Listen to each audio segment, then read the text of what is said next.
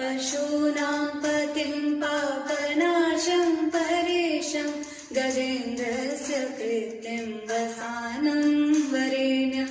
जटाजूटमध्ये स्फुरद्वागवारिं महादेवमेकं स्मरामि